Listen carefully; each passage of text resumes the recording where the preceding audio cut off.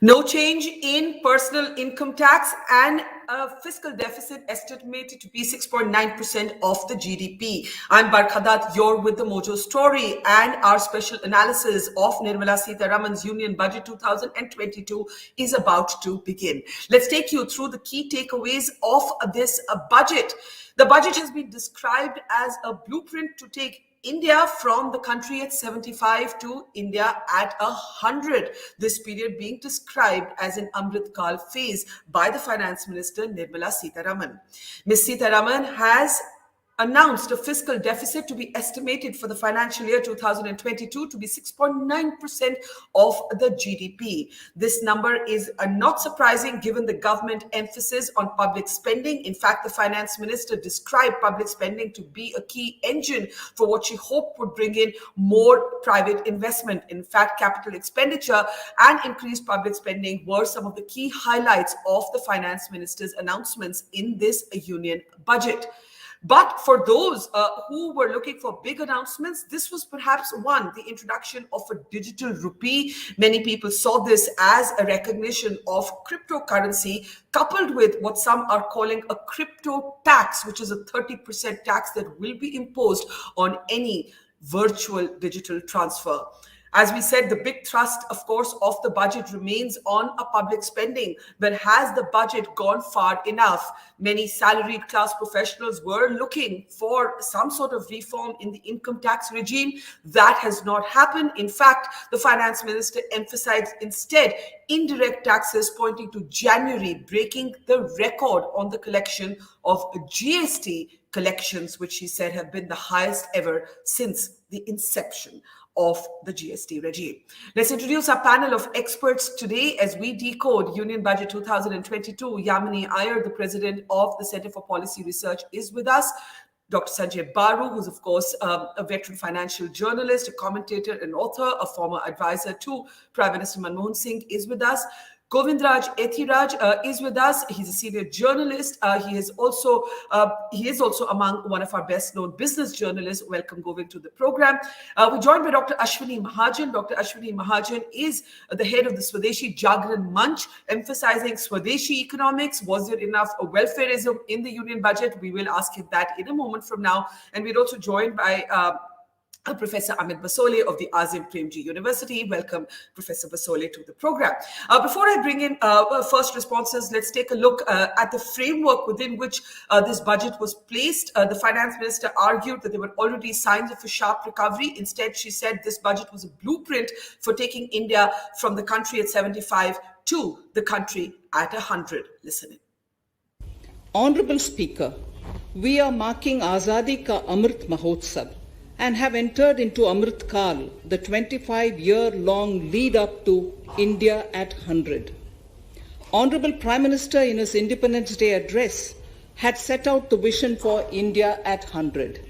By achieving certain goals during Amrit Kal, our government aims to attain this vision. They are complementing the macroeconomic level growth focus with a microeconomic level all-inclusive welfare focus, promoting digital economy and fintech, technology-enabled development, energy transition, and climate action, and relying on virtuous cycles starting from private investment with public capital investment, helping to crowd in private investment. Okay, so that was the framework within which the other details followed. Let's begin with a reaction from a panel of experts. I'll start with you, Dr. Mahajan. You are somebody who supports this government, but not always all of its economic policies. How do you see the budget thus far? See, it was very well expected that given the fiscal space, the government is already in the mood to boost up the economy.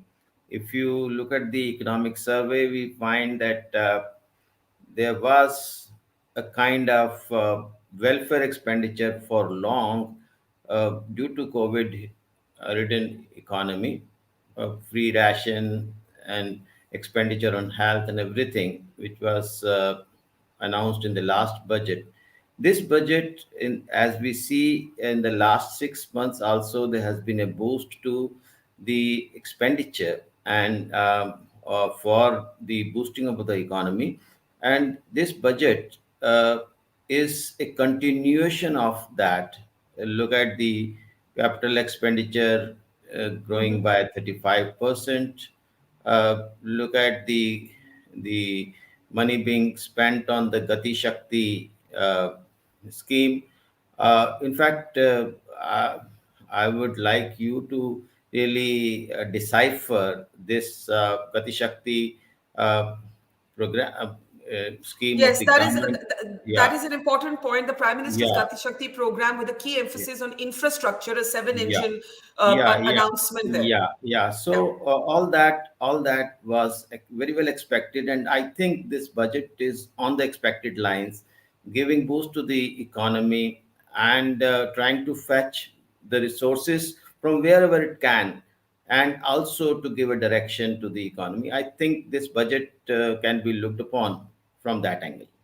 Was there something, Dr. Mahajan, that you would have wanted the finance minister to focus on that she did not focus on? One thing I can say, first of all, that I wanted the equal treatment uh, for uh, for the tax treatment in terms of the startups investors, and I find a reduction of uh, the surcharge from 32% to now, in fact it was 37% and now to 15%. So that's a good point, because that would boost up the domestic investment in the startups. uh, we are expecting a kind of ban on the cryptocurrencies. I think we can wait for the bill to come. Uh, but so far so good. At least the tax uh, has been announced. We were expecting more equal treatment to the domestic investors in the startups. Maybe in the coming months or in the next budget, we may expect so. Okay, yes, there's been a lot of focus on the announcement of that digital rupee and the crypto tax and what that might mean for what is colloquially known as Bitcoin. And we, of course, also have this fiscal deficit, both the target and the estimate for financial year 2022 to be 6.9% of the GDP. Dr. Baru, this, of course, is in a continuum of the economic survey, which declared that all is well with the economy, that the economy is already at pre-pandemic levels and past that. Do you believe Nirmala Sitharaman went far enough in acknowledging the problem? In fact, the budget seemed to be quite futuristic. It made some nods to the devastation of the pandemic, but some would say not enough. I like the word futuristic. They gave up 5-year plans and buried Nehru. Now we have a 25-year plan and revival of Nehruvianism. So the public sector is now the engine of growth.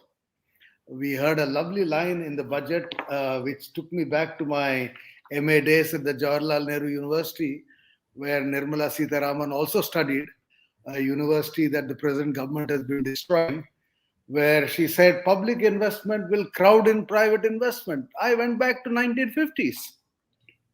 And yes, I agree with that. I think she has learned some economics. And I'm glad that this government has woken up after 7 years. And the pandemic has woken them up. I wish this had been the budget speech in 2014, where they could have said that the economy has slowed down, which it did. Between 2012 and 2014, the economy slowed down. We had high expectations of 8% growth in the period from 2003 to 2012. So in 2014, if Prime Minister Modi had come to power and said, I'm going to give India 8% growth for the next 20 years, I would have been happy. They lost 7 years. Can you focus a little bit on your phrase that after reviling Nehru, this is a revival of Nehruvian economics? What do you mean? Yes, I mean that's the critical sentence in the budget. Public investment will crowd in private investment. The whole Washington consensus, what people call neoliberal economics, which has dominated in the last couple of decades, was about private investment driving growth, right? And now private investment is still fighting shy. Private capital formation is still very low. Indian private sector is waiting for the government to give the cue, and the government has given the cue. It has given the cue by saying, I'll invest more, public investment will rise, and that fiscal deficit will remain high, and that customs tariffs, etc., will be maintained. So there'll be some protection for domestic industry. This is all the old economics of Nehru, which has come back. And I hope it will deliver growth. And you welcome it. And you welcome it. You think the budget has moved, Well, Dr. Babu, in the right certainly direction welcome. for the circumstances? I certainly welcome it because I want the growth momentum to come back. I want employment to be regenerated. There has been no employment growth in the last several years, and pandemic was not the only factor.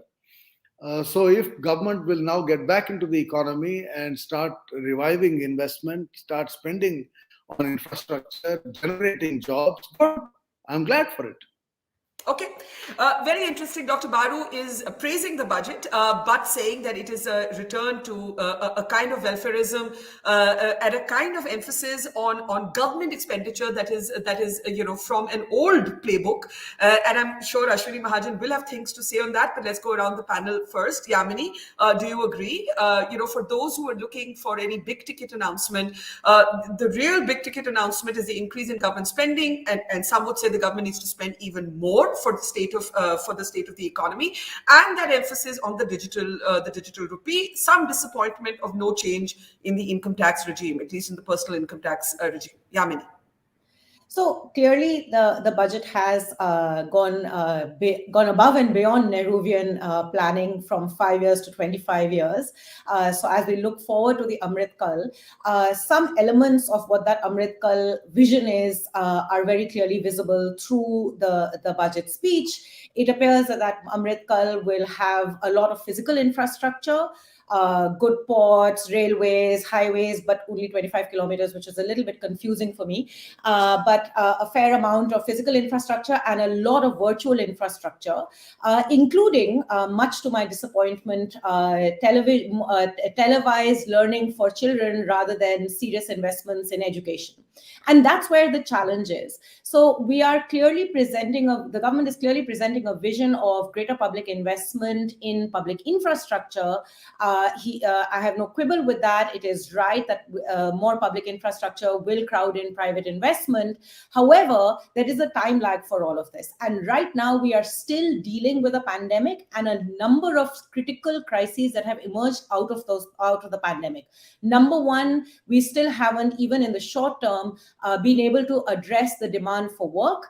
And a quick look at the budget numbers as they are coming out while we are here talking with you, it appears that even Narega budgets have not increased for this year, despite the challenge that we experienced over this current fiscal, where lower level of budgeting meant that you still have 91 lakh households that demanded work, not receiving work. So we are still not quite there in terms of an economy that is ready to look forward, certainly not in terms of the large portion of the economy that is informal. Education, health, critical elements of where there has been deep stress over these last 2 years. No mention of these challenges in the speech, and therefore we don't really know whether there's going to be any increase in investment. Let's also not forget that over this last 2 years, overall expenditure in basic public services, education, health, non-COVID aspects of health, even Jal Jeevan Mission, which saw an announcement in the budget speech this morning, have actually had very low expenditures and spend on account of the pandemic. So there's a need to push overall public services investments back up. We don't have that. So to my mind, we have a vision of great physical infrastructure and wonderful virtual reality, but that has to be backed up with enabling conditions. And over these next 25 years, we don't seem to want to invest in basic human capital. We know from the last 25 years of liberalization, the biggest limitation in our economic trajectory had been the lack of investment in human capital. We seem to be continuing on that trend, despite the fact that we face a pandemic, and that brought out all the holes in our economy.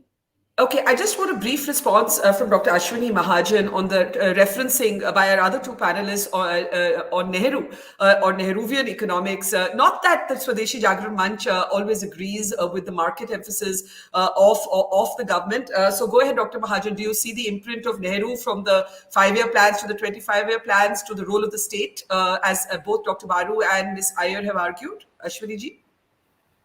You see,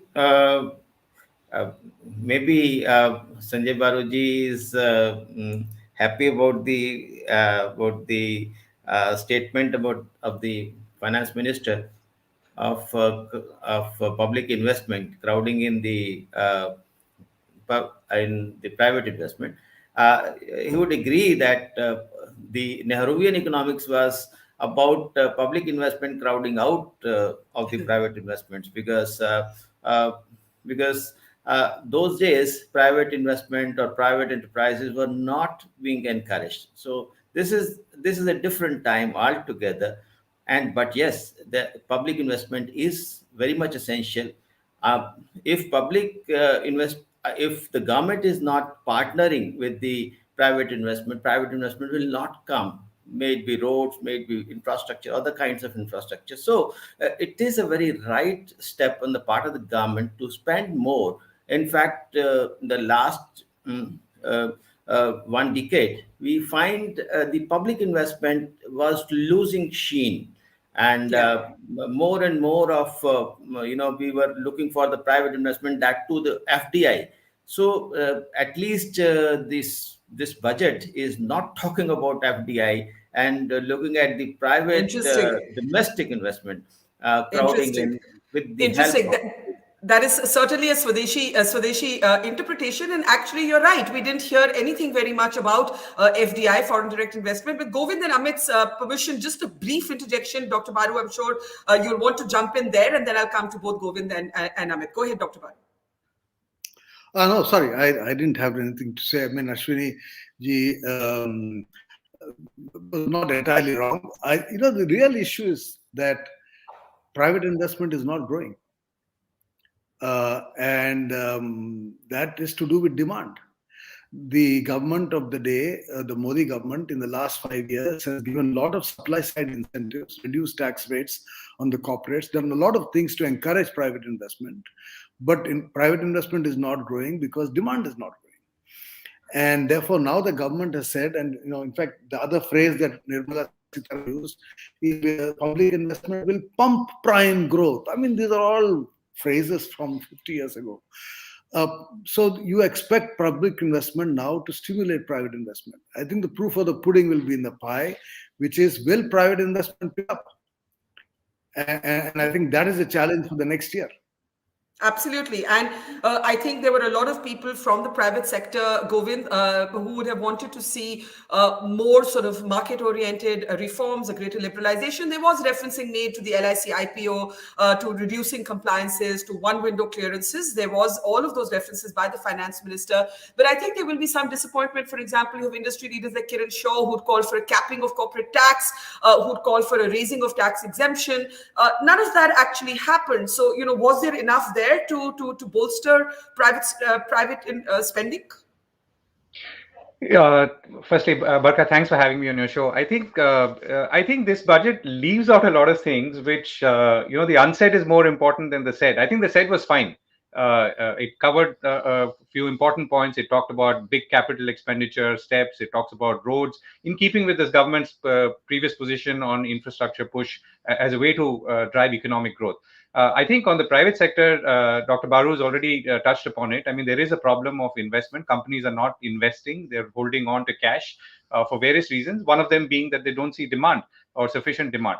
The two or three things that concern me in a way, it could be argued that they did not have a place in this budget, or it could be argued that did have a place in this budget. First is that there are serious problems when you look at the world as a whole. There is inflation. Prices are going up everywhere. Prices of crude could go up further, which will in turn affect our own balance sheets. Do we have a view on that, or do we not have a view on that? I mean, that's something I felt we should have talked about, or we could have talked about. Second, and more important, is that we are still in a pandemic. I mean, we've escaped Omicron, or we seem to have escaped Omicron, like again many other parts of the world. But you don't know what the next mutant is going to be like. Yes, we are vaccinated, and we should commend ourselves that we've done a good job on vaccination so far. But on the other hand, if there is a new mutant which completely behaves differently of SARS-CoV-2, then we are in serious trouble. It is a fact that I don't know, depending on who you believe, almost 200 million jobs have disappeared. Many of those jobs may have disappeared because of the pandemic in itself.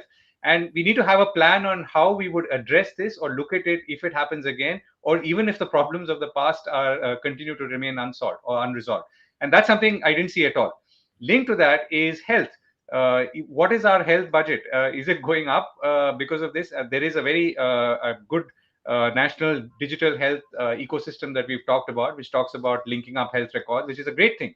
But I think what we need is also a considerable investment and push in physical infrastructure. Remember, again, as particularly for those of you who live in Delhi, the pandemic has exposed severe lacunae in our health infrastructure in across the country, and even in cities like Delhi.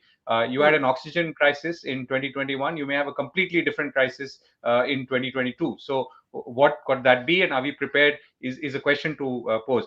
Finally, I think on public sector enterprises, I mean, you have to remember that yes, we have managed to privatize Air India, but there are almost 84 public sector enterprises that have reported losses of almost 45,000 crores as per the public enterprise survey of 2019-20. Now, we are, as my friend Shankar Aiyer has computed, losing almost 5 crores every year by these public sector enterprises. So philosophically, to think about public sector driving growth, I'm not saying we've said that explicitly, but driving growth is something that I'm not very comfortable with, unless you said public sector is only for very, very sensitive areas and so on. And I think that's where it should be. Second is that, again, a thinking. We should be opening up the economy. We are still raising barriers. We've added a 7.5% tariff on some capex imports. Now, that may be very small, but I think what I would have expected is that having raised so many tariffs, we should be now talking about lowering them, making our economy more competitive. We seem to have gone in the other direction. There could be reasons for that, but I feel that the Atmanirbhar is good. But I feel that somehow it inevitably only leads to more protection rather than making industry more competitive. So I'll pause there. I think the great point you also make is about what's left unsaid. There's a lot that will come in the fine print, as so many people have pointed out, and we're going to have to spend some time on the budget papers. We do have the Narega actuals that, as Yamini Aiyer pointed out, have further fallen to 73,000 crores. So, these are all important details that are still emerging for the Rural Employment Guarantee Scheme. Professor Amit, Basole, please go ahead with your responses. Thanks, Barkha.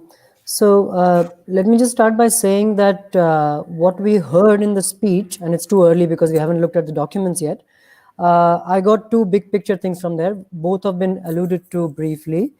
The capex push and the crowding in of private investment, and the push on reforms of variety of things, ease of doing business, reducing disputes, all of that, all of which is very welcome. But I would say that all of this is something you would expect to see in any budget. And the push on government expenditure is something you would expect to see if there was an economic slowdown. But I didn't see anything that specifically addresses the deep distress which is COVID related. And I'm not talking about the health aspects. I'm talking about the employment and livelihoods aspects. The budget speech seemed to think that, last year's budget and the special announcements in 2020, which did the special provisions of tax transfers, PDS expansion, Narega expansion, that's all in the past. And we are all on our way to recovery, so we really need to just focus on keeping the recovery going. Let me just take a couple of minutes to tell your viewers what we know about the nature of the recovery. Right? So we start with data sets like the Consumer Pyramids survey of the CMIE, which has been widely followed during the pandemic for lack of other high-frequency employment numbers. We know that employment is back in aggregate terms, but incomes are not. In per capita, household incomes are still about 80% of what they used to be pre-pandemic, And that has gone on for a year and a half. Yeah. So when you look at that cumulatively, you realize that that's a big hole in household budgets, and people have coped by taking debt, a lot of informal debt, a lot of selling and pawning of jewelry and gold, a lot of cutting back on food, increased food insecurity. All of this is what repeatedly comes out in surveys even now.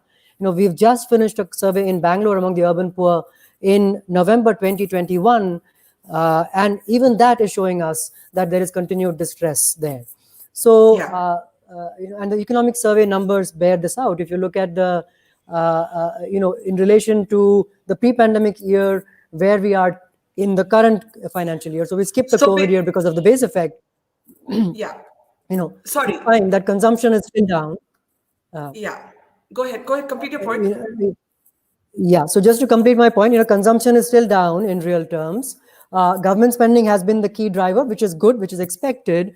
But, as my friend Rohit, who's a professor at JNU, just pointed out on Twitter an hour or so ago, there's a huge jump in valuables, which is driving a lot of the GDP growth. Valuables is basically gold and so forth. Right? So that's an enormous jump there that is accounting for a lot of the recovery. Now, And this can point, I just jump in there, because you made a number of points and I want to actually take them around the panel. I think what we're hearing is that this is not a pandemic budget. This is not a budget in response to the pandemic. This is almost a budget as if we were in peacetime, despite the fact that the FM did reference again and again the damage caused by the pandemic, and I do want responses to that. But first, the focus on tax. Ms. Sitharaman made the point about GST collections. There is no change in direct taxes at all that is significant. Many had hoped for that. Please listen in on the finance minister deviating from the budget speech to talk about record-breaking GST collections. I would like to bring to the notice of this House that the gross GST collections for the month of January 22 are rupees 1,40,986 crores, which is the highest since the inception of GST. Okay, and of course, then there was no change at all, as I've been saying, in the direct tax regime. Before I go to Ashwani, Mahajan, and Sanjaya on this, Yamini, if you want to come in on taxes, whether that is in some ways a middle class obsession and not really where our focus should be. But I think even industry leaders, since we're talking about public spending, bringing in private spending, a lot of industry leaders would have hoped for some sort of elasticity in that tax regime, which did not really come. Beyond the immediacy of what was said in the budget, the real challenge India faces is that we have to improve our tax to GDP ratio. And that means a combination of things, both simplification of the taxation regime, some steps have been taken, as well as identifying newer areas to tax and moving away from what is primarily a fairly regressive tax regime because of its significant emphasis on indirect taxes. So there is an overall challenge that we confront, and I don't think that small marginal changes every year make that much of a difference to this bigger question mark that we face. Some significant efforts have been made, particularly with corporate taxes pre-pandemic. The pandemic came right after that, which also caused its own uncertainties. But the objective of all of that was that it would crowd in more private investment. We're not seeing that. So I think there is a need for a serious hard look at the overarching tax regime to make sense of where we are and how do we address this critical issue of improving our tax to GDP ratio. The expectation of what the government has to do, both in terms of the immediacy of the crisis and in the long term, requires more government spending. Were you surprised to see no changes in the tax regime? Were you expecting exemptions that didn't come? An increase in exemptions? I personally, no, I wasn't expecting anything. And I think that there's stability and predictability. And by the way, I think that's not a bad thing under the current circumstances. Okay, Ashwani ji, let's bring you in. I think a lot of individual salaried professionals would have been hoping for some exemption because I think, as was mentioned, in the pandemic, a lot of people's income has been hit. An Oxfam survey said that 84% of Indian households have reported a reduction in income. So I think for people like that, a certain change in the tax regime would have brought some solace. That did not happen. Dr. Ashwani Mahajan. Yeah, in fact, if that had happened, that would not have caused much of the loss to the government. But I think there is a logical point and also a long run vision that yes, we can look at these issues in the years to come. But the task which we have taken up, uh, boosting the infrastructure, boosting the investment, and making reasonable corrections in the tax when it comes to uh, rationalizing the tax structure. That issue has been taken up by the finance minister. But yes, I think in the years to come we may see some changes. But I was also not expecting this uh, relief for the middle class. But had it happened, it would not have costed much to the taxpayer. In other words, it was affordable. You would say that it was Yeah, it affordable, was Dr. Ashwini affordable in Mahajan. the sense that, already as the finance minister has said that, in the last 3 months, we had, 1.3 lakh crores in GST collection, 1.41 this month in January. So, and the direct tax collection is also 60% up as compared to the last fiscal. So Yeah. we could have afforded, but I think it is more of a philosophical question, and we can take up in the years to come. But Okay. economy is more important. People are more important for poorer sections of the society. As finance minister has also quoted the Mahabharata in Yes. that. So Yes. Let me let that me is let me get Dr. Baru to respond to that. Dr. Baru, do you agree that yes, this could have been done, but that it wasn't done is not a major downside, as it were, either to the budget and the lives of ordinary Indians, or from a corporate tax perspective, those who were hoping for a capping of corporate tax, that big announcement didn't happen either. No. In fact, on the other hand, I would like to see any reversal of the earlier concession given on corporate tax by Arun Jaitley 3 years back, saying that this will incentivize investment. The phenomenon of the last 2 years is an increase in equality. Profit to sales ratio has gone up of the large corporates. The rich have become richer. So I would not have minded seeing that Nirmala Sitharaman saying that, look, we gave an incentive to businessmen 3 or 4 years ago, where Arun Jaitley was finance minister, when the corporate tax was reduced, with the hope that that would stimulate investment. And many of us, including someone like Surjit Bhalla, who's now advising the government, criticized that, saying that this was a supply side incentive. It did not address the demand side problem. That should have been reversed. And the tax on corporate should have been increased. Now, frankly, given the fact that taxes have not been touched, 90% of the television viewers would have switched off, because that's the only thing people are interested That's my point. The budget is relevant to the middle class only for taxes. Yeah, rest of the speech is irrelevant. It's only what is the tax rate that matters to 90% of the viewers on television. But the fact is that this phenomenal increase in GST, while not such a great increase in direct tax, we have now a less progressive tax regime. A tax regime that is increasingly dependent on indirect taxes and less on direct taxes. And we have given a concession on direct taxes, which should have been reversed. In fact, this was the year to do that. The finance minister could easily have quoted that number. You see, if they had done that, Sanjay, if they had done that, then the critics would have argued that this further discourages private spending. If they had in fact reversed That the is what concession. private sector would have said. Sorry, that is a nonsensical argument. That is what the private sector would have said. That is what many television channels would have said, because they speak for CIA and FICCI. The fact is that we do not tax Indian corporates as much as the rest of the world, including the United States. And the corporates are not. They're taking their money and keeping it with them. Cash has gone up with corporates. The stock market is booming because everybody's putting money in corporates. So I don't accept this argument. I think the rich in these last 2 years have become richer, and they ought to have been taxed. Okay, I have a feeling that this is one point on which you and Ashwani Mahajan might have absolute agreement, and I can see him raising his hand. So before I come to Govind and Amit, go ahead, Dr. Mahajan. Dr. Mahajan, you're on mute. Can we unmute Dr. Mahajan, please? Ashwani ji, aap mute pe hain? Yeah. Go ahead. Yeah, so I agree with Dr. Baru on this issue that in fact, we had been raising this issue right from the very beginning of this regime, that this concessions to the corporates must go. And the government agreed to our point by doing away with the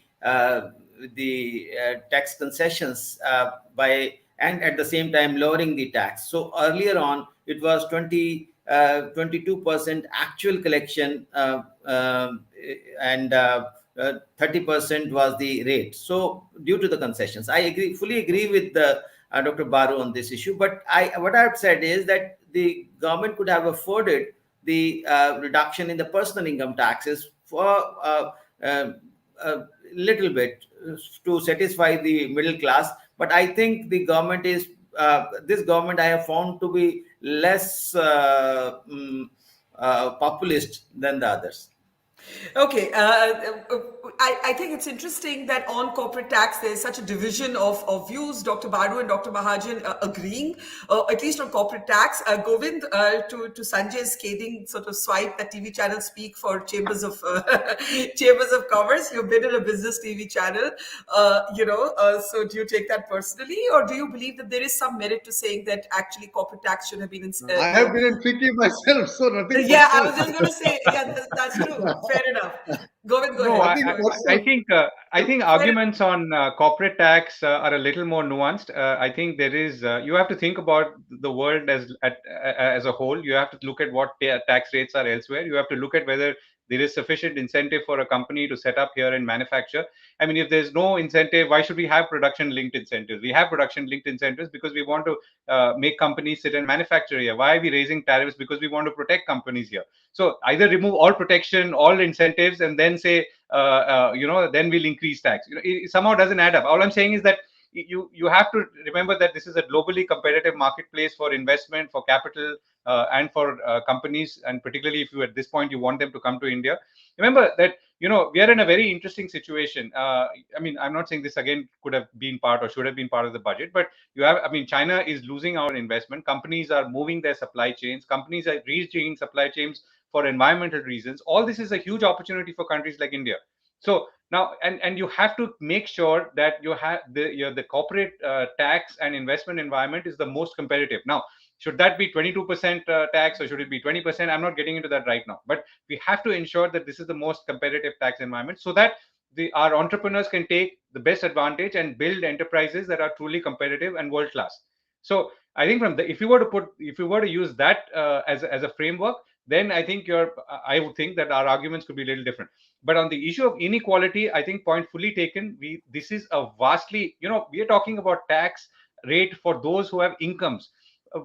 Tens or hundreds of millions of people don't have incomes, and more so in the last couple of years. And we don't even know who they are. Our data is so weak in terms of people who've lost their jobs or not got them back or are working with far lower incomes. I don't think tax is an issue at all for them. Inequality is something that has to be addressed. The Oxfam reports, everyone has already looked at and is aware. And inequality has its own problems. I mean, it does create social divides. It's not about I could be a billionaire tomorrow and there are 25 more billionaires, dollar billionaires in India. But the fact is that it becomes a glaring example of inequality, and that the same environment that allows for a certain level of success is also keeping other people poor or underprivileged. And therefore, that's something not just for India. I think all countries have had to look at far more carefully and starkly, and should look at, particularly post-pandemic. Okay. Amit, go ahead. So, Barkha, just to, just conclude, what I was saying earlier, I think the budget doesn't acknowledge the reality of a lot of really struggling families out there. And, I want to give you, again, a couple of numbers just to put things in perspective. You were talking about taxes and tax exemptions. Whether you look at CMI data, whether you look at government's own data, the average income from labor, wages, self-employment right now in India is around 11,000 rupees a month. Okay, this is what a person earns, an average person earns, 11,000 rupees a month. So if you earn 50,000 rupees a month, you're in the top 5% of earners in this country. Sometimes you forget these sort of very simple realities of the distribution of income in India. And he was absolutely right that, TV viewers would care about that because they would come in that bracket. But most people, half of the country or less, has really struggled with very low incomes to begin with, which have been decimated by the pandemic. And, now that the numbers are coming out, we can see the NREGA budget is back to where it was, as was mentioned. The NSAP budget is again back to where it was, the National Social Assistance Program, pensions. This NFSA is way down again compared to what it was in the pandemic period. So all of these numbers suggest to me that the thinking is that that period is done and over with, right? And we are in a different normal times situation, but we are not in a normal time situation. So the less we do in terms of food subsidy, cash transfer, NREGA support, the more it means that people have to survive using their own resources, which basically means depleting savings, taking on debt, making hard decisions on food, making hard decisions on educational enrollment, health, and so forth. Right? So the longer we drag this out, the more those difficult choices are being forced on people. And that's what I really feel sad about, that without negating anything that the budget has tried to do, which is all supposed to be done, and it's good to do it. But really, it should have acknowledged the pandemic reality a lot more than it has. Okay, let's finally look at, in our last 20 minutes, actually this notion of the digital rupee. What does it say about the government's relationship with cryptocurrency? And I'll start with you, Govind, on this. The digital rupee and crypto tax, as it's being called. Is that how you see it, Govind? Yeah. I think it's a good reflection or a response to a phenomenon that is already in our lives. Or running after the horse as it's after it's bolted from the stables long ago. So yes, I think there were clearly two views on crypto. Where should it be banned completely? But then the realization that you can't ban something that you don't know much about, or and at the same time has become very big. So this is a good step. I think a tax with a 30% tax, no allowing any setting off, plus a TDS, is a good disincentive. But I think you also have to see the kind of people who have been, if I look around this panel, I don't think any of us are classic crypto investors. Most of them are under 30, and you would only encounter them occasionally, at least the ones I have. And to that extent, it's a highly speculative asset, which I don't know if asset is the right word. Highly speculative way of deploying your money, which usually is not likely to end well. So I feel that this is a good step, but I think we need to do a lot more thinking on the role of crypto and whether we need to do something about it. Digital rupee, again, I would rather wait and see what it really means. If it's just a response to an announcement that maybe China has done or some other country's done, it's too early for me to comment specifically on the digital rupee. Ashwani, Mahajan, you made a passing reference to a ban on cryptocurrency. Instead, the interpretation for many have been that there's a recognition of cryptocurrency, and instead the government has reacted with bringing its own digital currency. How do you see the announcement of the digital rupee? You see, so far as the ban on cryptocurrencies is concerned, we are on firm on that. So far as this CBDC is concerned, this is a progressive step. In the sense, we had a talk with many of the experts on cryptos and blockchain technology. And we came out with the conclusion that number one, cryptocurrency is no currency because it is not issued by the RBI or the central bank of the economy. And secondly, there is a misnomer. The misargument is that cryptocurrency is something very critical for the blockchain technology to progress or to thrive. We came to the conclusion of, after discussion with the crypto experts and the blockchain experts, that you need something to some incentive for the blockchain technology to develop in terms of the digital currency, and that can be done by the Reserve Bank issued digital rupee. And this is something very progressive, in the sense that we need blockchain technology for the country. We need it for the health, for education, for the land records and everything. So this will serve two purposes. Number one, the value will get transferred to the central bank, and through central bank to the government, and that can be used for the welfare of the people. Whereas in this case of cryptocurrencies issued by unknown people or known people, but they are private ones, virtual ones, so that does not add to the government's kitty. So tax is something which is welcome, but I think over the years, after understanding the working of the cryptocurrencies and how can we ban it, so we need to understand, and through that we can achieve that purpose. But so far so good. This digital currency and digital rupee is a progressive step. I think Barkha, can I come in? Yeah. Barkha, I mean, it's not clear to me, and maybe Dr. Mahajan can explain. So a digital rupee is like a proxy for a regular rupee, as I understand it. I don't see that crossing over or connecting with the world of cryptocurrency. I mean, that is different. That is speculative. You speculate in cryptocurrency or you buy bitcoins and so on. The digital rupee cannot interface with that world. If the digital rupee is indeed run by the government of India or the Reserve Bank specifically. So I don't think they're two completely different things. And though I'm happy to be educated. Correct. Yeah. I think I was just going to say that again. It's as you say. There's a lot in the fine print that we still await. There have been some kind of broad, nudges, and we don't actually perhaps know enough. Yamini, were you wanted to add to that on the digital rupee? No, I know very little about the digital world. Yeah, it is something I think we all know very little about. And I think let's move on with concluding comments. We have literally 10 minutes left. Dr. Baru, I'll start with you. You said it's back to the 50s. Is that a good thing? You seem pleased with it. Sorry, I didn't get your last. I said you said some of the emphasis on public spending is back to the 50s. Is that a good thing? Because you seem largely pleased with the budget. Yeah, no, it's a good thing. I mean, the government is spending more on infrastructure, on roads, on education. All of that is good. It's needed. All I was saying is that the engine of growth now in India is once again the public sector, and I think that we must recognize that is a reality. And how the private sector can be incentivized to return to investment remains to be seen.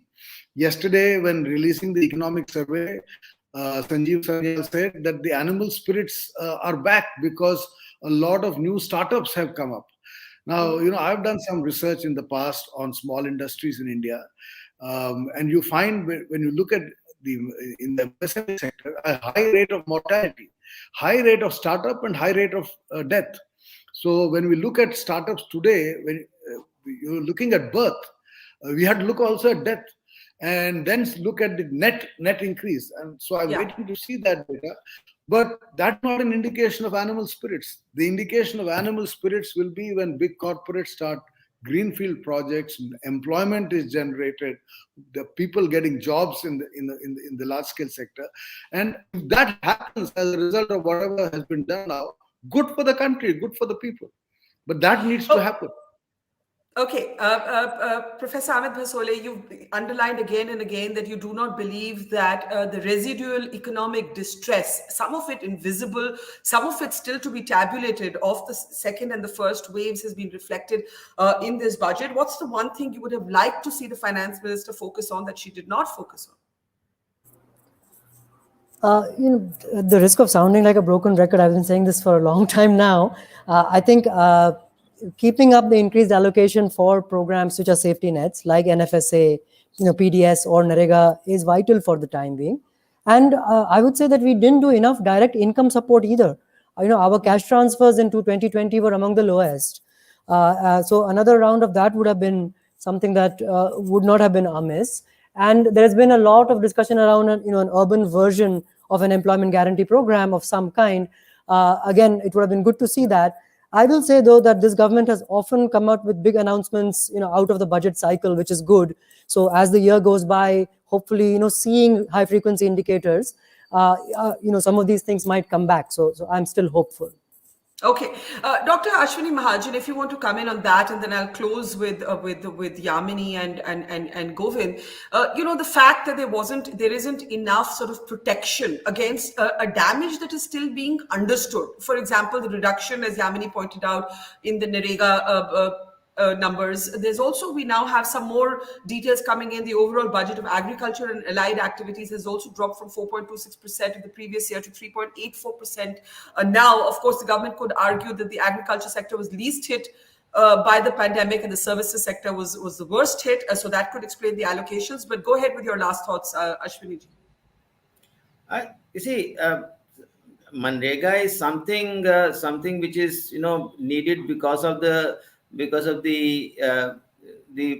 kind of development model which we have taken up. The poor have never been given the preference in terms of the economic policy. We had been always talking about FDI, big corporates, and everything. I'm not against big corporates, but giving so much of emphasis on big corporates and not thinking about the real poor, the farmers and the workers. So that has been the reason, and that's why the Manrega had been necessitated. But I think on this issue of bringing in more investment in the manufacturing sector and in other sectors of the economy. This can be promoted with the help of protecting Indian industry. And this budget, if you look at the second part of the budget, you see a lot of protection coming in from the government side for domestic producers, and many of the concessions which were given for imports of certain items, that has been withdrawn, and the tariffs have been raised. So this is what I can call the Swadeshi kind of budget, in the sense that you are raising taxes for protection, and this is happening for the first time in 30 years of the globalization. It started from 2018 with the Arun Jaitley announcing for the first time protection of domestic industry, and this is continuing. So I welcome that, and that would help the more investment to come in. And Dr. Sanjay Baru's objection to or the concerns about the private investment not coming in, I think that can be really a solution for that. Okay, interesting. A kind of a Swadeshi imprint on the budget, and I'll get Dr. Baru to respond to that. But first, Yamini, with a kind of macro perspective. Yamini, you've already emphasized, I think, along with Amit, that you believe that there isn't enough protection built into to the budget, and we're awaiting a lot of fine print details, so we'll know more as we go through the papers. But go ahead. So not only is there not enough social protection and social safety nets, as Amit rightly pointed out, also the sort of long-term investments in human capital. So I was just looking at the National Health Mission, which has seen a very, very marginal increase in budget for this year. There was a COVID emergency response budget line item, which has no investment for this year. But what is interesting and positive, I was, while everyone was talking, I was cheating and looking at some of the macro fiscal numbers. An interesting shift in the macro fiscal position, which I think is realistic and a step in the right direction in the following ways.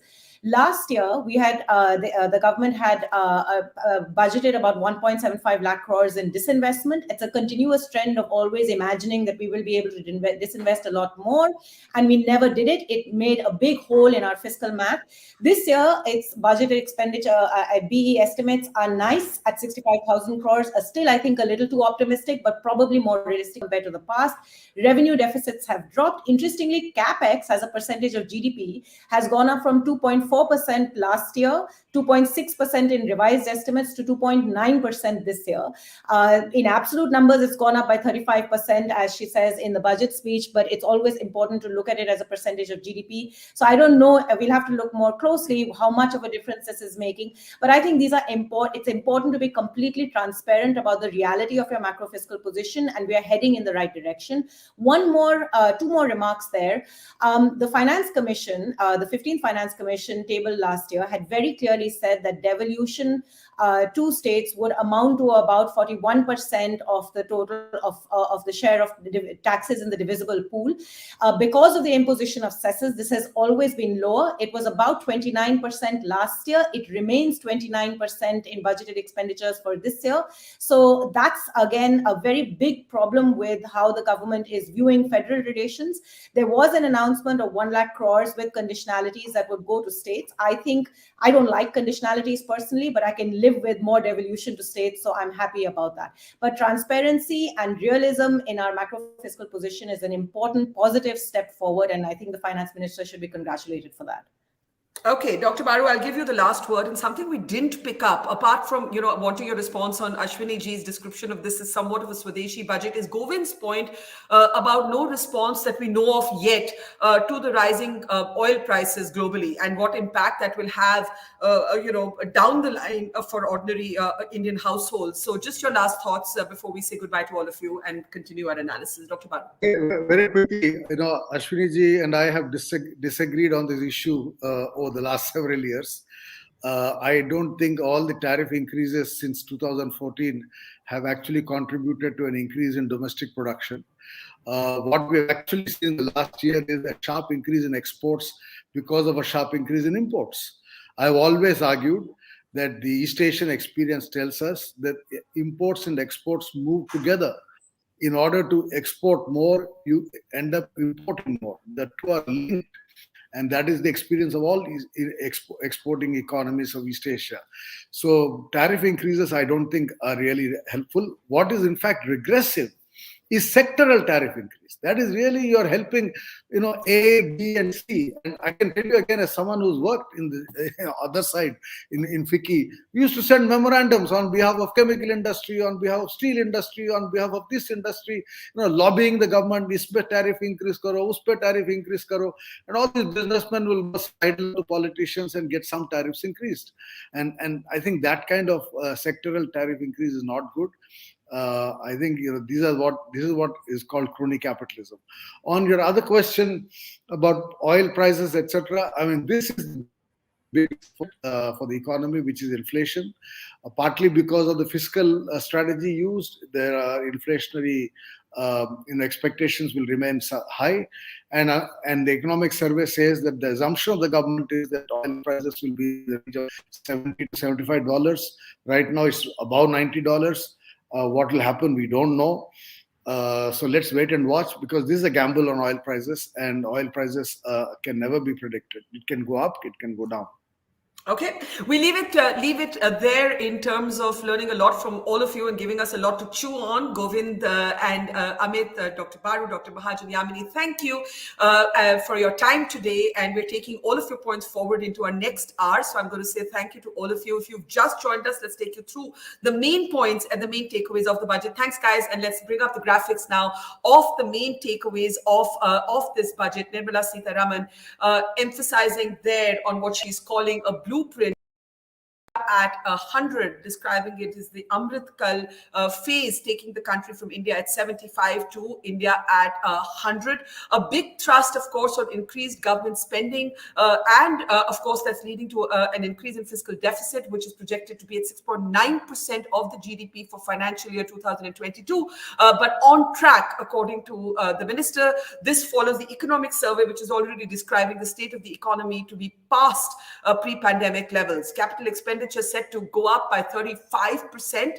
And as we've been saying, one of the big takeaways of the budget has been the thrust on public spending, and public spending as the vehicle to increase private investment. That is what the government is certainly counting on. The other big announcement has, of course, been the introduction of a digital rupee, as well as what some are describing to be crypto tax, a 30% tax announcement on the transfer of virtual assets. But for those in the middle class, the salaried classes who were hoping for a change in tax exemptions, that did not happen. There is no change at all in personal income tax. Meanwhile, the government quoting the GST tax collections, in fact, the minister deviating from the scripted speech to talk about a historic GST collections, as it were, in January, the highest ever since the inception of the GST regime. So that is very interesting there. And we are staying with our special analysis of Union Budget 2022. For viewers who've just tuned in, first,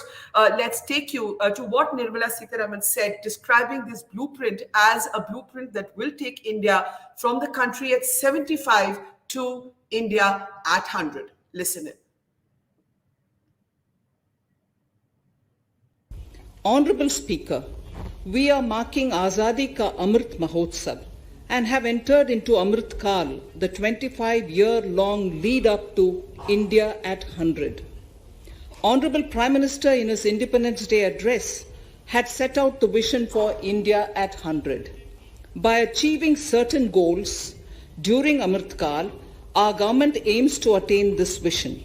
They are complementing the macroeconomic level growth focus with a microeconomic level all-inclusive welfare focus, promoting digital economy and fintech, technology-enabled development, energy transition, and climate action, and relying on virtuous cycles starting from private investment with public capital investment, helping to crowd in private investment. Okay, let's introduce our panel of experts. We're joined by Ethiraj Nair. He's the chief economist with the Vedanta Group, has previously served in the Niti Aayog. We're also joined by Somen Chattopadhyay. Mr. Chattopadhyay is an economist. Welcome to the program, sir. Madhavan Narayan, veteran journalist, who's been, in fact, a finance journalist for many years of his journalistic life, is also with us. And Ashwani Deshpande, well-known economist at the Ashoka University, is with us as well. Rajat Sethi should be joining us in a moment from now. Let me actually start with you, Dheeraj, if I can, as somebody who's seen life from both sides, as the Joni Mitchell song goes, Niti Aayog, as well as now serving in a private group. In our previous hour of analysis, we had Sanjay Baru describing this as a Nehruvian budget, which he actually said was a good thing. He said, after reviling Nehru, we're back to Nehruvian economics, because the entire thrust on public spending as a vehicle to bring in private spending is a very old welfare idea borrowed from Nehru. Is that how you see it? And how do you think the corporate sector, the private sector, is actually seeing this budget today? Dheeraj? I don't think it's a Nehruvian idea or budget. It's a Keynesian idea. I mean, it was John Maynard Keynes who came up with the public spending idea during the Great Depression and its aftermath. So I think, yes, it's not, Nehru's Nehruvian economics was a little more than that. It was not only about public spending, it was about public sector, regulation. There's a lot more to that. So I wouldn't go quite as far as to saying it's a Nehruvian budget, but yes, it's a Keynesian budget for sure, in the sense that you're using government investment to boost economic growth. And I think in a way that's the only thing they can do right now, because if you look at the other components of GDP, which is private consumption or private investment or net exports, those are not contributing positively to economic growth. Private consumption is still depressed post COVID. Private investment cycle has not revived. In fact, it was down even before COVID. And net exports, as we know, exports have gone up, but our imports are even higher. So in terms of contribution to GDP, the only sector which is contributing is government spending. And I think the government had no choice but to enhance its capital expenditure and go that way. Because if they don't do that, then your levers of growth are very limited at this particular point in time. Because I think private investment and private consumption will still take some time to recover, given that we're not quite out of the pandemic. Was there a standout moment in the budget that stood out for you? Obviously, the thrust was on government spending. No change in income tax for personal income tax. Neither any relaxation in corporate tax or a capping of corporate tax, as some industry leaders had pushed for. A thrust, of course, on infrastructure with the announcement of the Prime Minister's sort of scheme on that. Was there anything that surprised you, Dheeraj? No, I was pleasantly surprised by the fact that there were no real big announcements in terms of new schemes and new plans. It was mostly a continuation of the same, which I think is the correct thing to do at this point in time. In fact, to the extent I heard some of your panelists in the earlier discussions saying, they should have been more spending on social and safety nets and so on. But I think the fact that the government did not do that during the worst of the COVID pandemic, it's pretty clear now that we're more or less coming out of it. With the vaccination thing and Omicron being milder, I don't think this is the point at which they were going to put any more into social safety nets. So I think the big standout for me is that they didn't do any big ticket new schemes or announcement. It's basically a consolidation exercise, and the focus is right in terms of infrastructure spending, government spending. And I was interested that they did say that they're going to go into a new phase of ease of doing business. And here I'm coming from the corporate side, where they would want to move to a trust-based system. So I think this is a little underestimated, because I think trust between the government, private sector, and citizens has all suffered in the last decade or so. And I think until you build that trust and build the trust-based governance, if everything is going to be subjected to the microscope, then the speed at which you want to progress will be very slow. It will not happen at rapid speed. It will be very slow. So I think that trust-based governance, if they do go beyond, it's not a budget thing as such, because it doesn't involve spending money or raising revenue. But if they do go to that in the next phase of reform, I think that will be something the corporate sector would look forward to. But right now, I think the corporate sector would be happy with the government continuing to do capital spending, because that's what is going to boost demand. Yeah. So consumption being buoyed right now by government spending in the hope that it will bring in private investment. Very little talk about FDI, foreign direct investment. And as Dheeraj interestingly mentioned, no big ticket social spending schemes really. Even more surprising, because there are elections right around the corner, including the critical election of Uttar Pradesh. The government has resisted that urge. But Professor Ashwani Deshpande, if I can bring you in, there are those who are saying it's not therefore a pandemic budget. It hasn't, though there were references again and again by the FM to the devastation of the budget, there was nothing as such other than increased government spending that acknowledged that devastation, aside from, let's say, the allocation for the MSMEs, the medium and small enterprises, the 200,000 crores that we saw. Go ahead, ma'am, with your thoughts. Yeah, so I'm listening to all of you and wondering whether I heard a different budget speech than you guys did. Maybe I did, but I honestly was struck by the absence of several words in the budget. For example, jobs, employment, inequality, poverty, lack of livelihoods, health.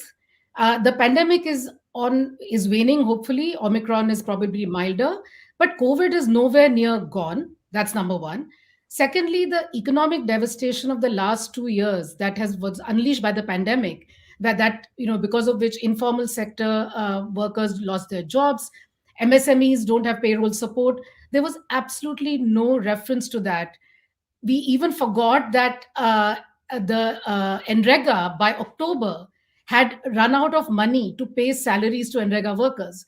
So the lack of these terms in the budget, I don't see that as a positive step. The only government expenditure that got talked about was the capital expenditure. And we need to look at the numbers a little bit to see how much of the earlier schemes are included in this particular announcement. In fact, the budget was really low. The speech was really low in numbers. I'm sure there are numbers in the document, which of course. Well, the documents, we're trying to go through the documents in real time. And, you have some details. For example, the NREGA numbers are actually down. The NREGA numbers are actually down. And agricultural allocation is also down. So we have all of those numbers coming in the fine print. But go ahead, Ms. Deshpande. Yeah, no. So, for example, I was looking at the economic survey, and if you look at the expenditure on health, according to the economic survey, it's still below 2%. So we are just hopefully on the last legs of one of the severest health crises that this world has ever seen. and India, which already has an abysmally poor allocation to health and social, social welfare is not just health but other things as well. And I think that the acknowledgement to the hardships that people have suffered over the last 2 years, the acknowledgement of the loss of jobs, the complete lack of acknowledgement of the employment crisis. Not even the word employment gets mentioned. There's been the Pew report. There have been other inequality reports.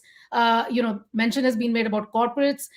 The fact is that even within corporates, there's an extreme concentration of wealth with two particular industrial houses.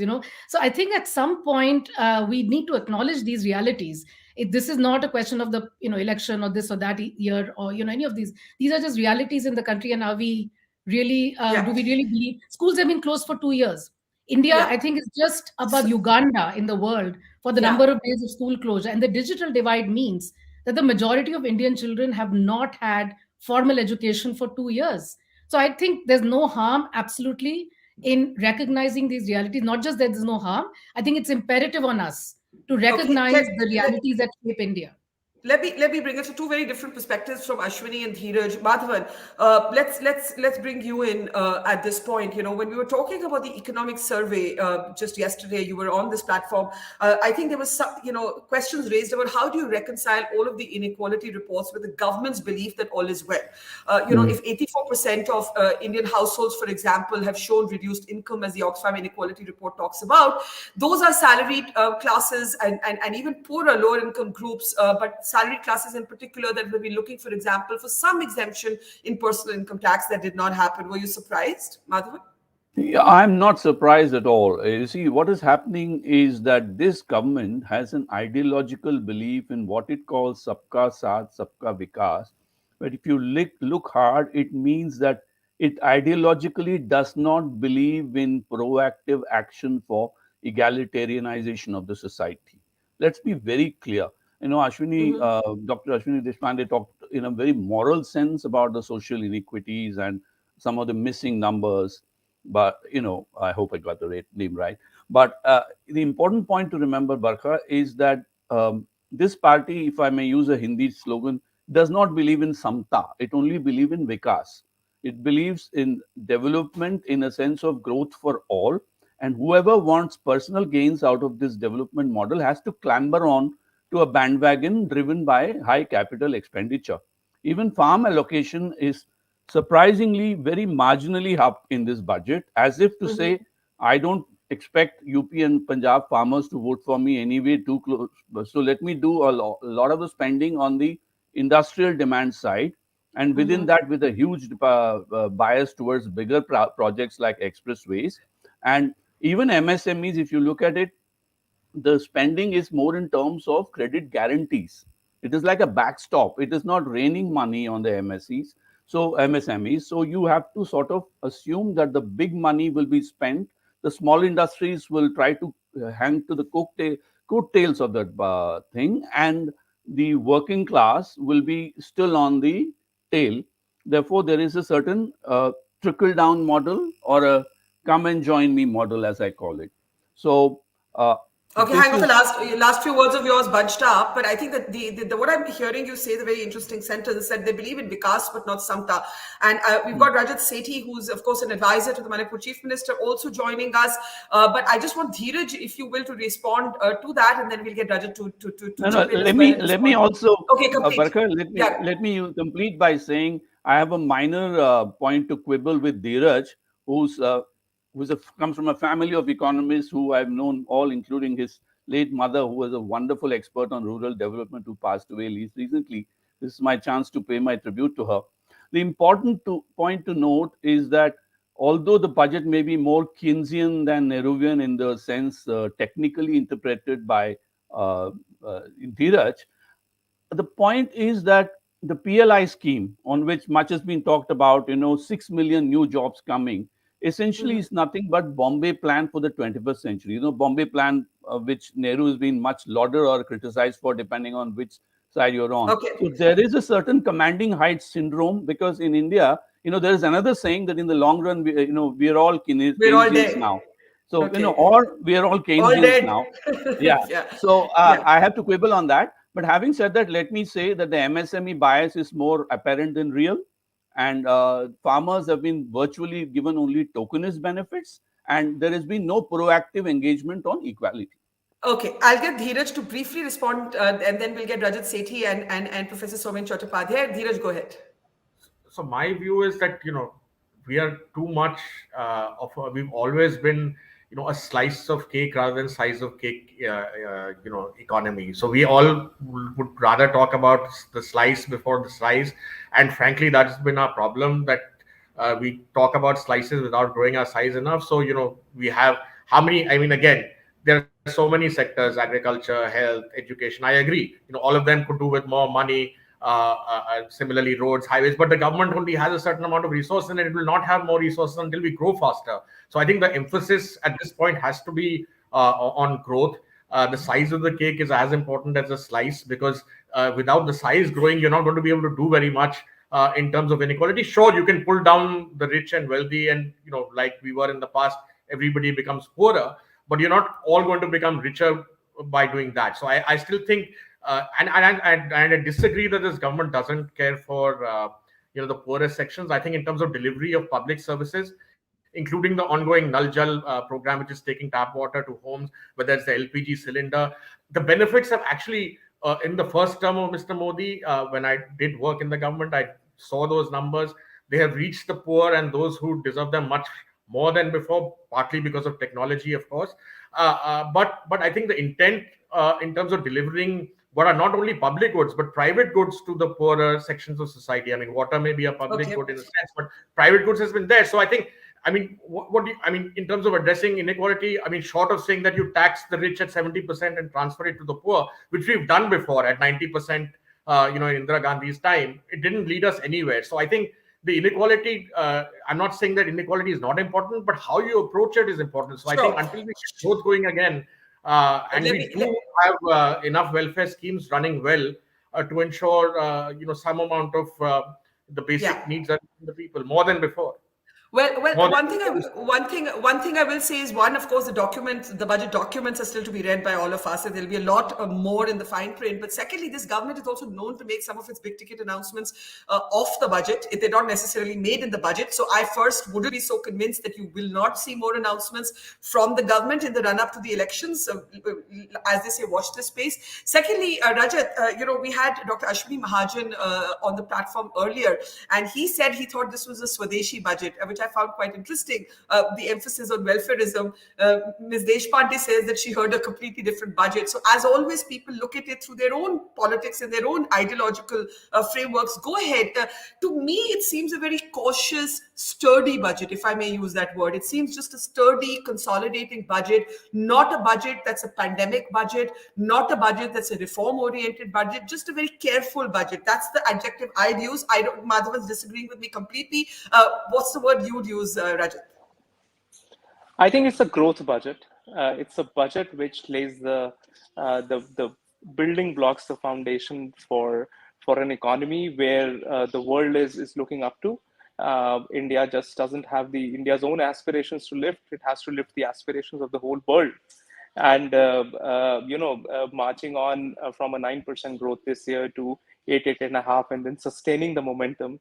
All of this requires that we steer away from, any urge for populism, any urge for very limited myopic view around elections, and focus more around more fundamental issues that are ailing our economy, and try and address those things. Use the confidence and the mandate that the public has bestowed upon this government to do fundamental shifts in the economy, wherein this annual ritual that is there, that we need to have a very transactional expectation from the budget that reduce our income slabs and give us some kind of a dose here and there. That urge should be, over time, should be removed from the anticipatory sort of a matrix from a common man's standpoint. What for you, Rajat? Sorry, what for you was the most important announcement in the budget, Rajat? Well, I think all-out focus on reinforcing the theme of Atmanirbhar Bharat, reinforcing and doubling down on the vision that India has laid before us, that for the next 3-4 years, it is very, very critical that we are able to target the future growth-oriented sunrise sectors, bring in jobs in these sectors wherein China would be on the larger game, might not be able to serve the world, which it has been doing for a fair amount of time for the past 2 decades. Can India fill in those big shoes? Everything is oriented towards that. And that's the biggest takeaway for me in this budget. Okay, what's interesting is we are getting some details, Professor Chattopadhyay. As we said, we need to go through the fine print, and there's actually been a certain amount of cut in fertilizer subsidies, which is significant, as well as in food subsidies. You'll see those details on the banners shortly. But Professor Chattopadhyay, that's the point, right? It is in fact not a populist budget with one eye on the elections, which is the point that Ethiraj was talking about. And depending on your politics, that's either a good or a bad thing. Go ahead, sir, with your thoughts, just to say fertilizer subsidies are down from 1.440 lakh crores, for example, to 1.05 lakh crores in financial year 23. Go ahead, sir.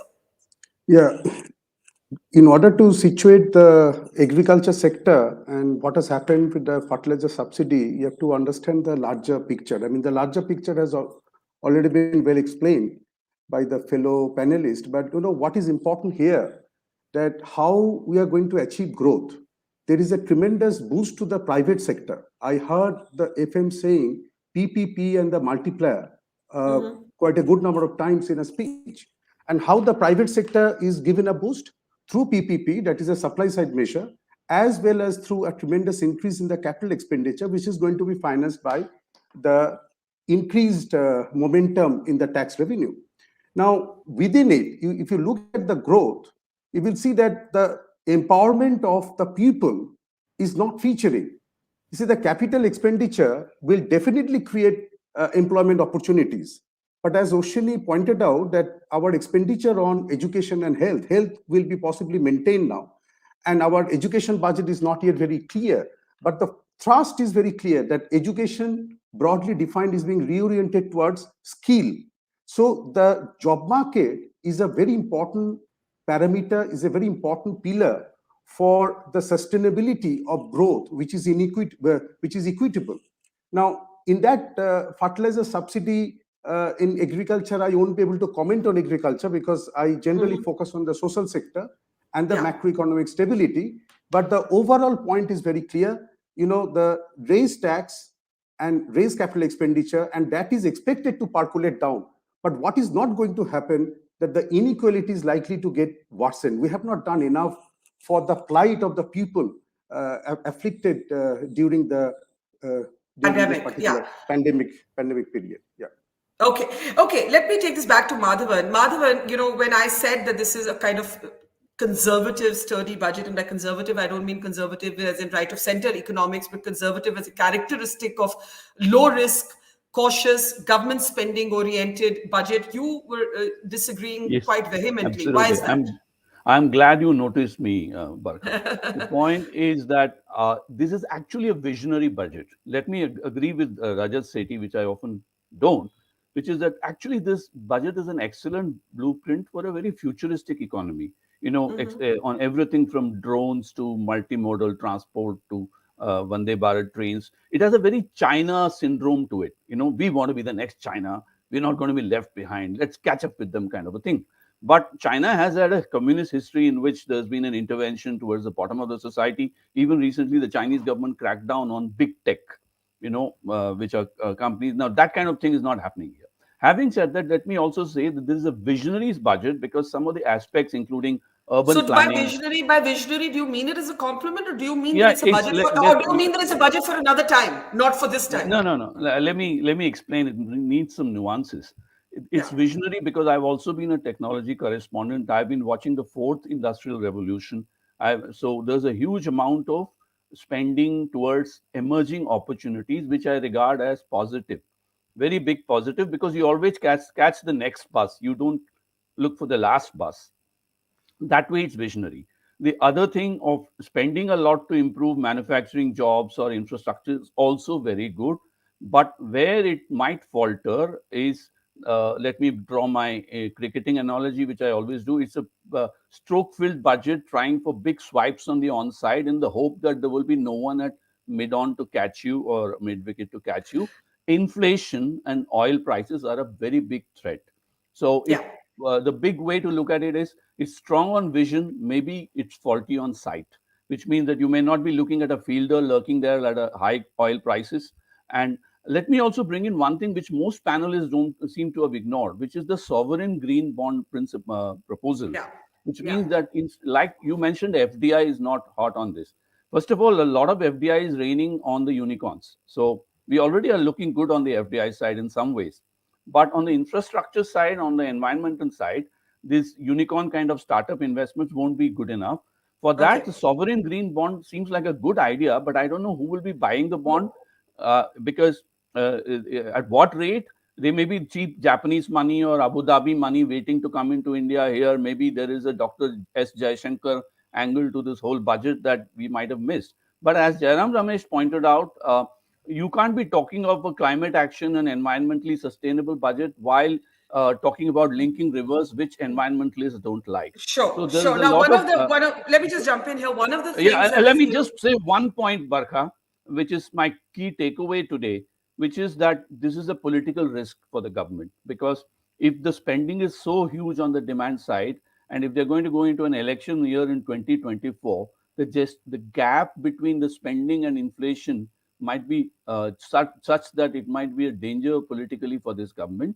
And particularly because and therefore we have to wait to see. Therefore, we have to wait to see whether this is the last we've heard in terms of announcements. Let me just hold you there. Let me just complete. The sequencing of the spending will be very important, and most important, political inflation is not the economist's idea of an inflation based on base numbers and all. It's all about what will onion cost me compared to last year. And to that extent, the fact that the rising oil prices have not been in fact addressed is something that could hurt the government politically, is the point that Madhavan is making.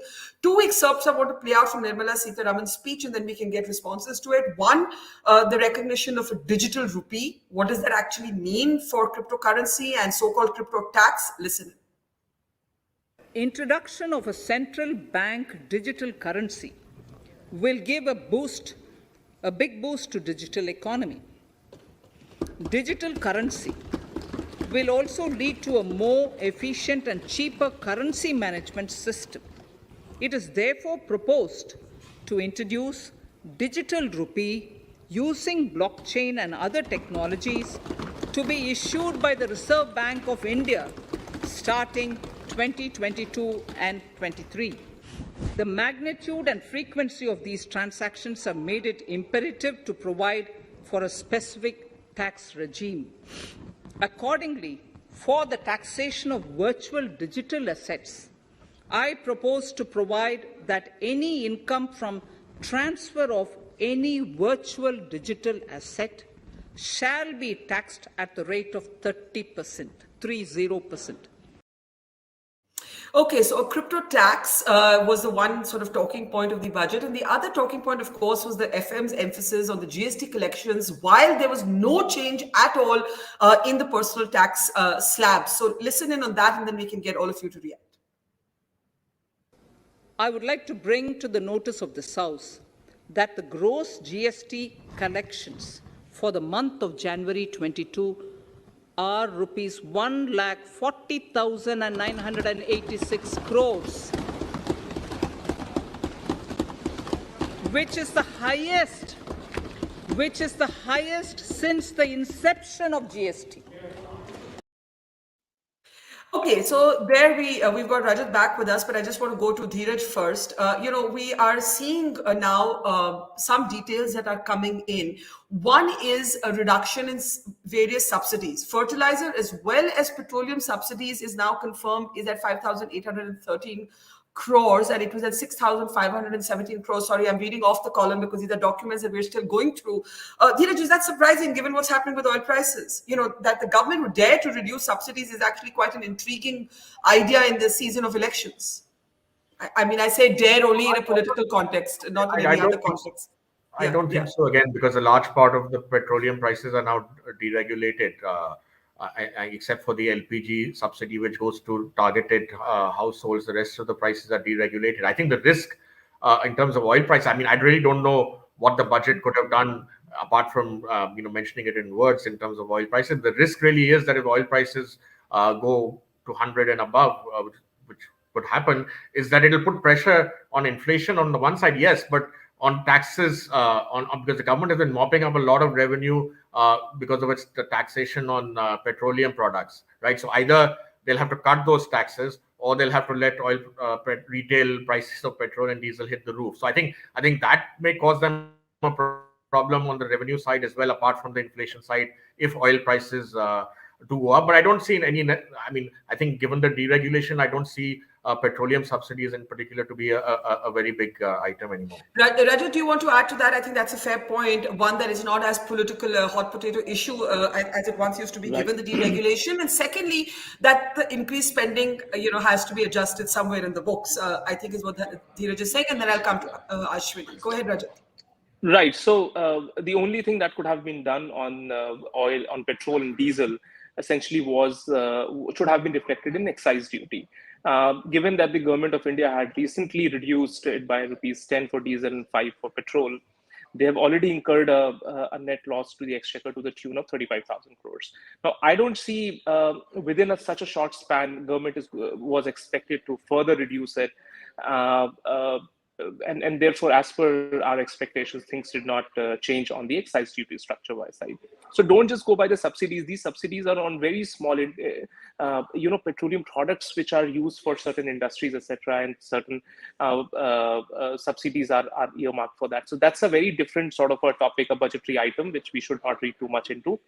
But I think the sort of domino effect that inflation triggered by oil prices globally can have is definitely there. That risk is there.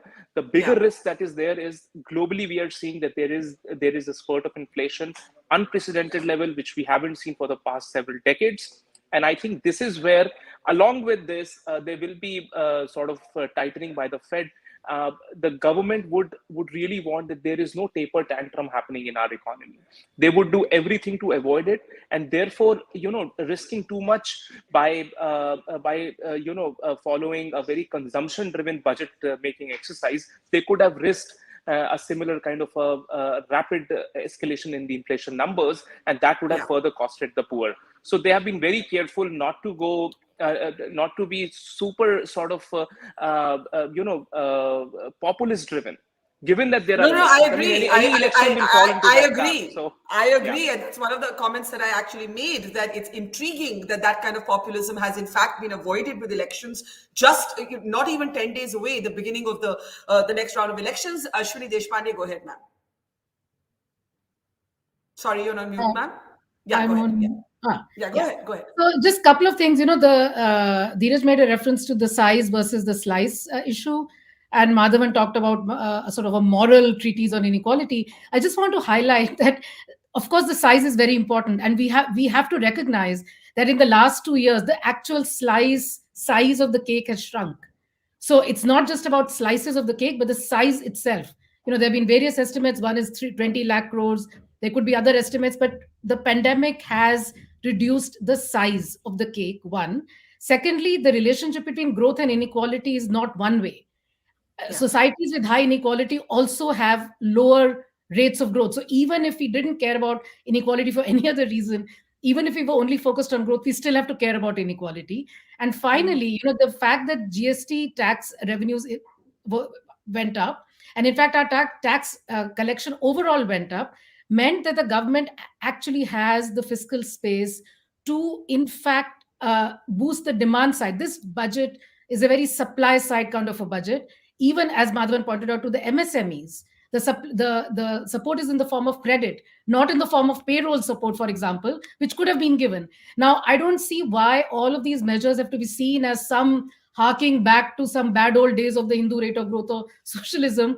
This is just, Madhavan talked about China. If you want to be futuristic or whatever visionary like China, remember that in terms of health, education, basic education to all, China was at a very different stage than we are today. recognizing these realities, recognizing that inflation hits, especially when people are losing their jobs.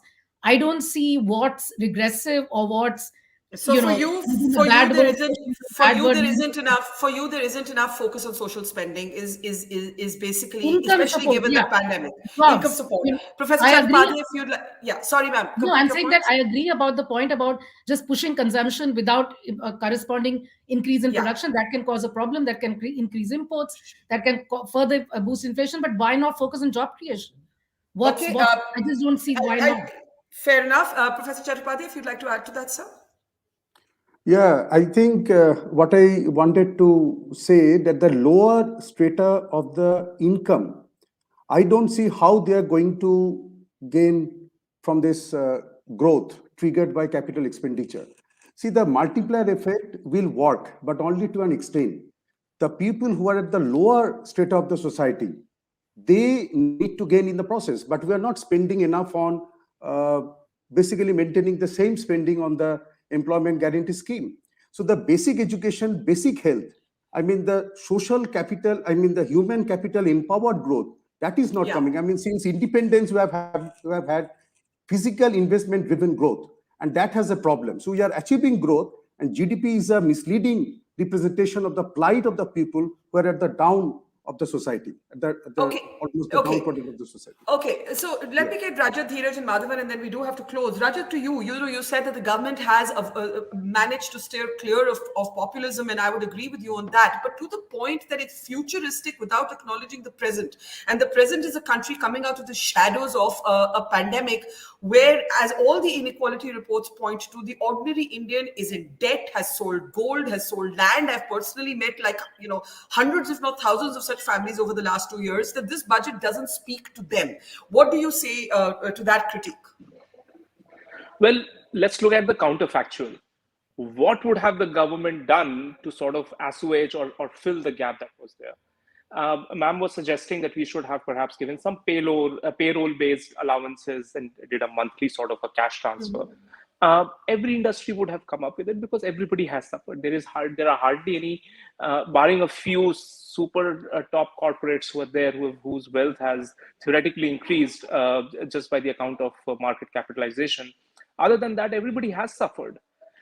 Even a lot of people have lost their jobs, and people who are still there perhaps have had to reduce their sort of expected salaries. So other than, I think, the farming sector, there is every other sector which has suffered.